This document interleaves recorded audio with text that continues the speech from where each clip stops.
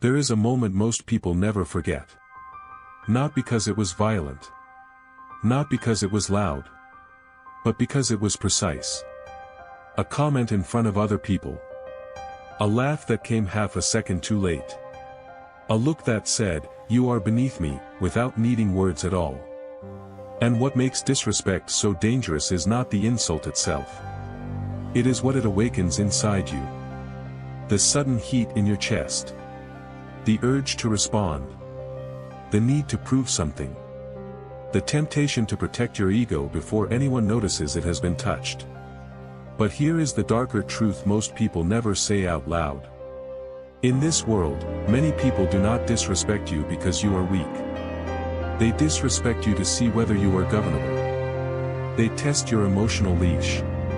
They provoke not always because they hate you, but because they want information. They want to know how easily you can be controlled, how quickly you can be baited, how much of your peace still belongs to other people. That is why this matters. Because if disrespect can pull you out of your center, then your enemies do not need to destroy you. They only need to disturb you. And in a society built on performance, insecurity, status games, and hidden resentment, that disturbance is often enough. So in this video, we are not just talking about being calm. We are talking about something deeper. We are talking about how to move through insult, mockery, dismissal, and quiet humiliation without becoming smaller, louder, or weaker. We are talking about 4 stoic ways to handle disrespect like a boss, without begging for approval, without losing your composure, and without handing your power to people who never deserved access to it in the first place. And stay with me, because the last point is where most people fail. They think they are defending themselves, when in reality they are exposing themselves. Once you see that clearly, the way you respond to disrespect will never be the same again. 1. Recognize that disrespect reveals them before it reveals anything about you. One of the hardest things to accept when someone disrespects you is that your pain does not come only from what they said. It comes from what their words seem to mean. Maybe it was a coworker who cut you off in a meeting and talked to you as if your opinion had no weight.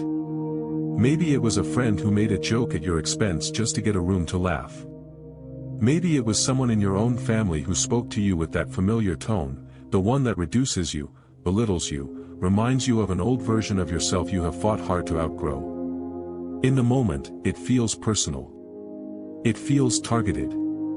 It feels like they have reached into your chest and placed a question mark over your worth. But Stoicism begins where emotional illusion ends. When someone disrespects you, they are often revealing the condition of their own inner world far more than they are revealing anything true about yours. Their tone reveals their discipline. Their cruelty reveals their unrest. Their mockery reveals their insecurity.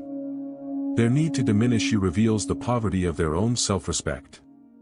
This is one of the first brutal lessons life teaches. People who are at peace rarely need to humiliate others.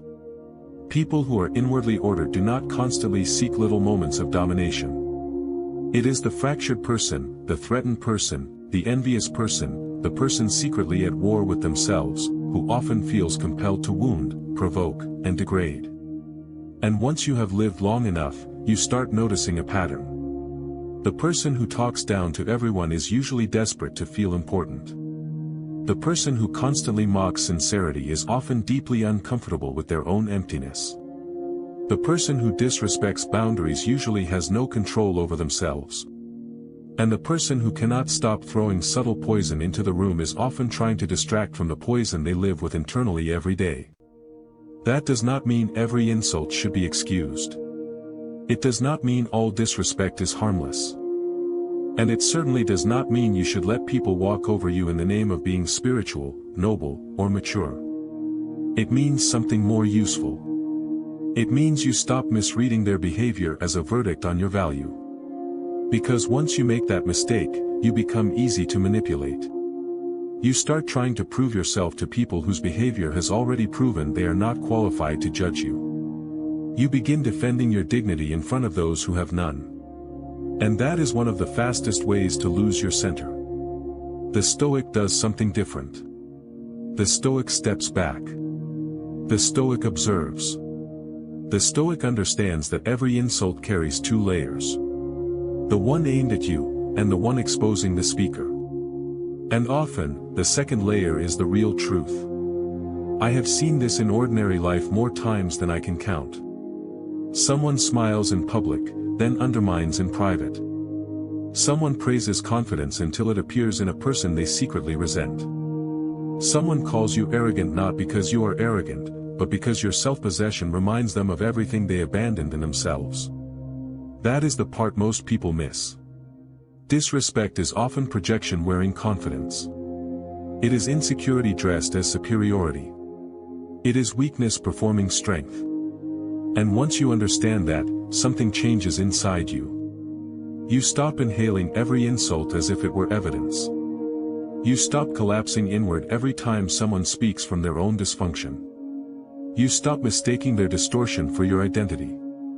Disrespect does not automatically define the one receiving it. More often, it unmasks the one delivering it. And the moment you truly understand that, not just intellectually, but emotionally, you become harder to shake. 2. Control what is yours, your response. Now here is where the real test begins. Because understanding disrespect is one thing. Mastering your reaction to it is another. This is where most people lose. Not at the point of insult. At the point of impulse. That is where reputations are damaged. That is where regret is born. That is where one foolish emotional reaction can cost a person months, years, sometimes an entire future of credibility. Marcus Aurelius said, "You have power over your mind, not outside events." Realize this, and you will find strength. Simple words. But in real life, they are brutal to live by. Because when someone disrespects you, your body wants war before your mind has even caught up. Your pulse shifts. Your breathing changes. Your memory starts collecting every previous insult that felt like this one. And suddenly, you are no longer reacting only to what just happened, you are reacting to a stack of old wounds, old humiliations, old unresolved anger. That is why the untrained person explodes. Not because the moment was huge. But because the moment touched a place that was already inflamed. Think about how this plays out in modern life. A manager corrects you publicly in a way that feels unnecessary. A partner dismisses your effort with one cold sentence. A sibling speaks to you like you are still the weaker version of yourself from 10 years ago. A stranger online throws contempt at you and part of you wants to answer instantly, not because they matter, but because your ego hates the feeling of being seen as powerless. This is the trap. You think reacting will restore your dignity. But most of the time, reacting impulsively only proves that your dignity was available for purchase. And people are watching more than you think. Not always because they care about you. Sometimes because they are studying your thresholds. They want to know, how long until this person breaks composure? How much pressure until they become reckless? What words unlock their anger? What tone makes them abandon discipline? In that sense, disrespect is not just emotional. It is strategic. And if you cannot govern your response, other people can govern the temperature of your inner world whenever they please. The Stoic refuses that arrangement. The Stoic pauses. Not because silence is weakness. Not because calm is passivity. But because reaction without mastery is surrender. A true pause is powerful. It interrupts the chain between stimulus and self-betrayal. It gives you a second to ask the questions weaker people never ask. What is actually happening here? Is this person attacking truth, or just performing insecurity? Does this moment require a response, a boundary, a withdrawal, or nothing at all? Am I about to defend my dignity, or just my ego? That pause alone can save you. Because not every insult deserves an answer. Not every provocation deserves your energy. Not every disrespectful person deserves proof that they can reach inside you and move your emotional furniture around. Sometimes the strongest response is measured speech. Sometimes it is a steady look and a shorter sentence than they expected. Sometimes it is documenting the behavior instead of arguing about it. Sometimes it is leaving the room without theatrical anger. Sometimes it is making a note, adjusting your access, and never giving that person the same closeness again. That is a lesson adulthood teaches slowly. Not every battle is won through confrontation. Many are won through composure, memory, and timing. And yes, there will be moments when you do speak. Stoicism is not weakness in elegant language. It is disciplined force. It is emotional economy. It is knowing that when you finally respond, your words should land with clarity, not with chaos. So when disrespect comes, do not ask first, how do I make them feel what I feel? Ask, how do I leave this moment without becoming less than myself? That is the higher standard. Because anyone can react. Anyone can lash out. Anyone can let their anger borrow their mouth for a few seconds. But to remain composed while insult circles the room. To feel the fire and still choose precision. To protect your peace without performing weakness or rage. That is strength most people will never understand until they need it. 3. Become too rooted in your own worth to need validation. A great deal of disrespect only works because it touches a hidden hunger.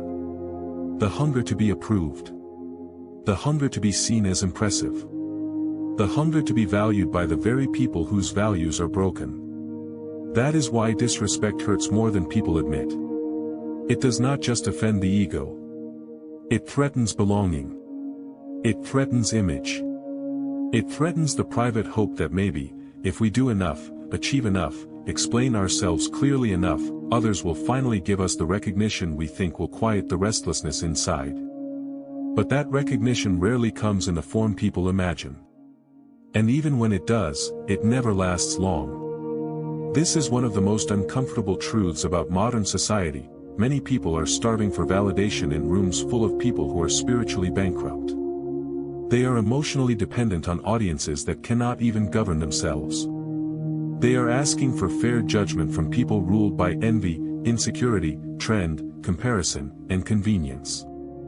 That is not just sad. It is dangerous. Because once your worth depends on outside approval, your peace becomes negotiable. Anyone can disturb you. Anyone can shake you. Anyone can reduce your day, your confidence, even your identity, with one careless sentence. Seneca reminds us that a good person cannot truly be harmed by the opinions of others. That sounds noble when you first hear it.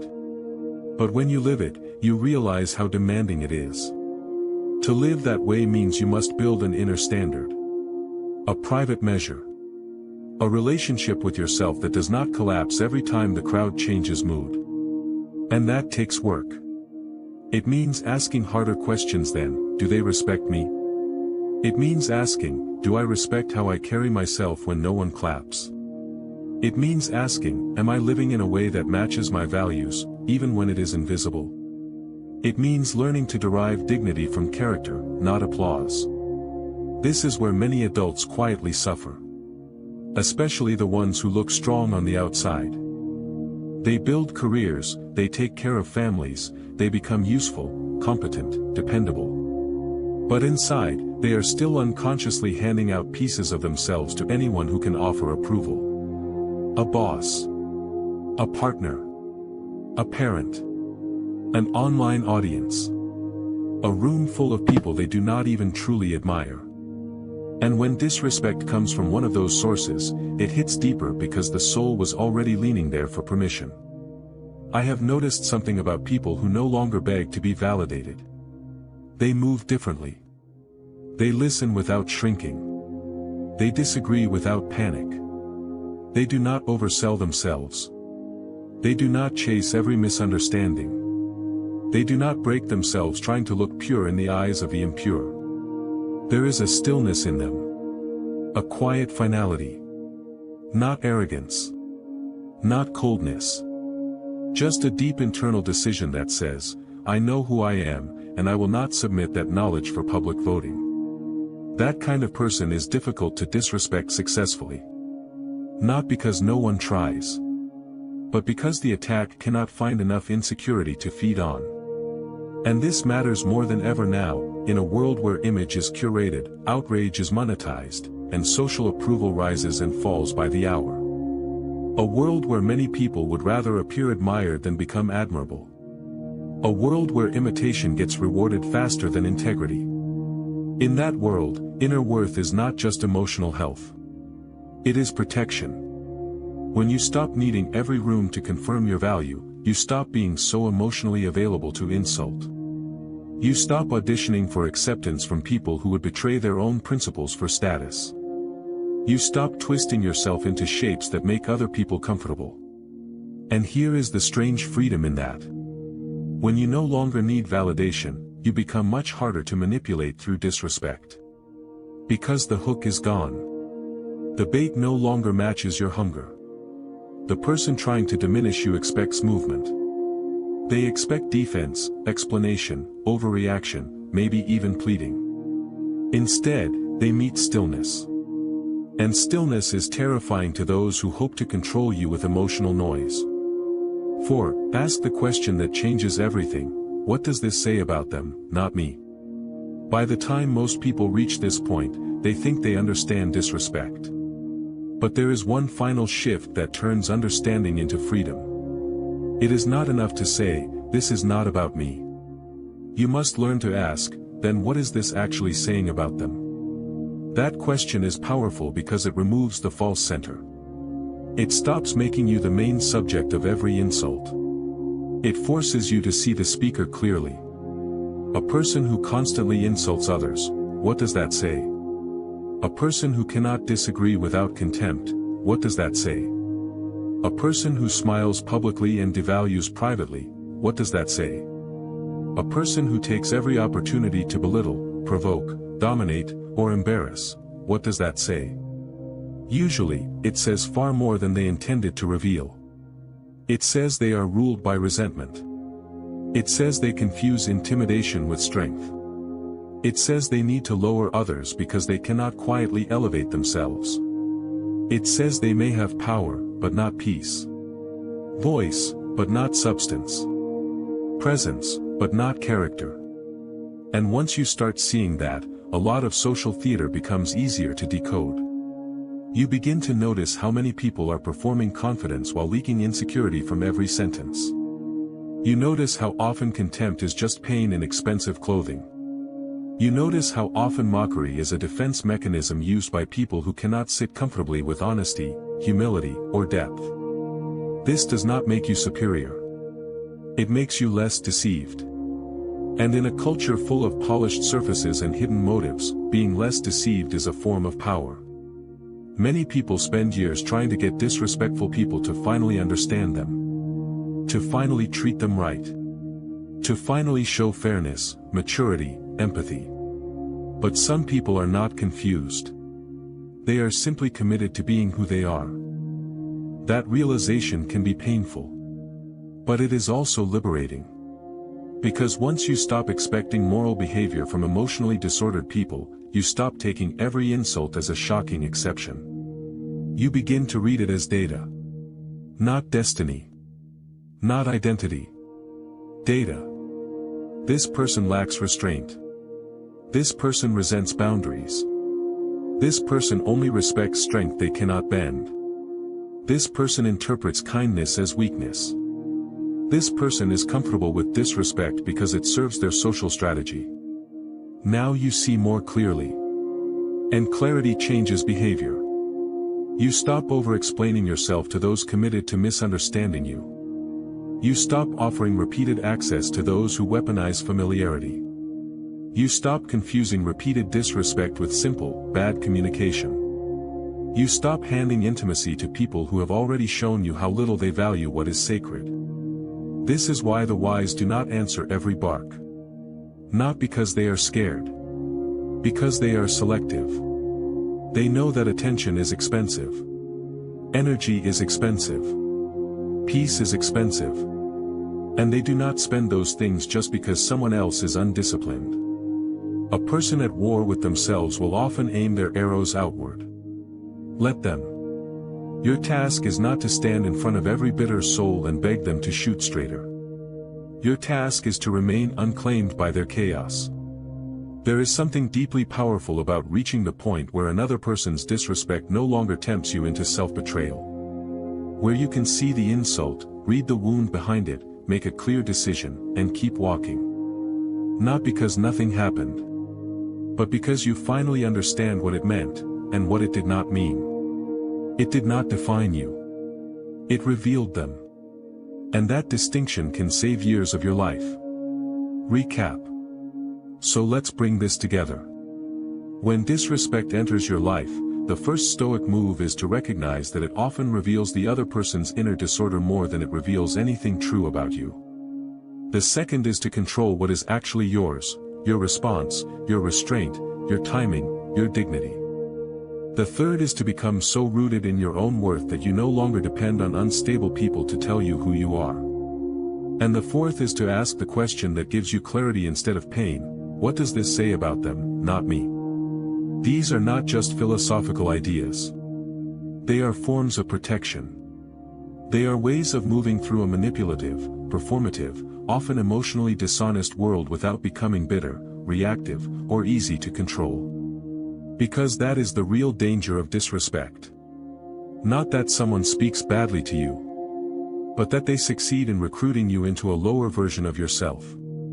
And once you see that, the goal changes. You stop trying to win every exchange.